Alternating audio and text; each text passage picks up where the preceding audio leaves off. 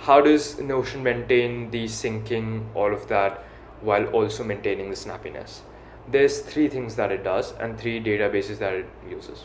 One, everything that you do on your device, this is the web as well as the application on your Mac or on your iPhone or whatever phone you're using, is it saves it to memory first. So the first step towards saving something is the local memory. Let's call that the cache for now, right? So everything is cached as soon as you start writing it.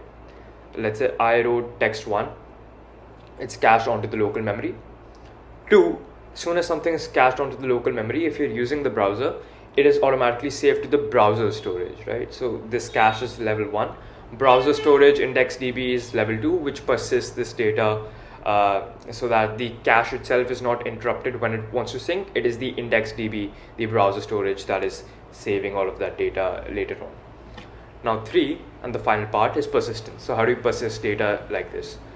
I personally opted for Postgres's JSONB utilization. You can also go for MongoDB. I'm not completely sure as to what Notion itself uses as a database choice, but I think JSONB and normal JSON storage through Mongo or Mongoose, I think, should also work well. But what I did was, at every debounced save, so let's say I just wrote out 5 seconds worth of content, and I just took a pause. Let's say I went for a walk. The IndexedDB realizes that there's no more updates coming in through the cache. The IndexedDB then sends a pull request to the backend, which is where the Postgres is running, and says, "Hi, I want to persist this data in memory. Do you have something that you want to save?"